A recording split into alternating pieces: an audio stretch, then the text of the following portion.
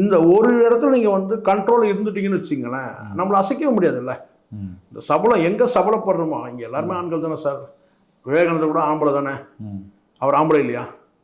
இங்கே கட்டுப்பாடு தானே முக்கியம். இங்கே நமக்கு ஒழுக்கன்றதுல வந்து இப்போ நம்ம தான் இந்த ஒழுக்கம் கற்பிக்கிற இடத்துல வந்து ஆசிரியர் ஒழுக்கம் கற்பிச்சா பிடிக்காது, பெற்றோர்கள் ஒழுக்கம் கற்பிச்சா பிடிக்காது. அப்படிதானே இந்த ஜென்ரேஷன் மாறிக்கிட்டு இருக்குது. அட்வைஸ் பண்ணாலே இப்போ பிடிக்கிறது இல்லைல்ல. 5 நிமிஷம் அட்வைஸ் பண்ணால் அந்த பூமர் அங்கிள் வந்து ரொம்ப இப்போ நம்மளே தானே சொல்கிறான். இப்போ இணையத்திலே நம்ம வந்து ஒழுக்கம் அது இதுன்னு நம்ம பேசுகிறோம்னா பூமர் அங்கிள் இது அப்படின்னு சொல்லிடலாம்.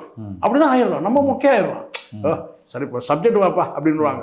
இப்போ ஒரு 10 நிமிஷம் பேசணும்னா அட்வைஸ் பண்ணால் யாருக்கும் பிடிக்கிறது இல்லை. பிச்சைக்காரனை வச்சு ஒரு கை கால் நல்லா பிடிச்சி தூக்கி வந்து உட்கார வச்சு பிச்சைக்காரனை பின்னாடி ஒரு மாபியா இருக்குது காமிச்சாரா இல்லையா பாலா?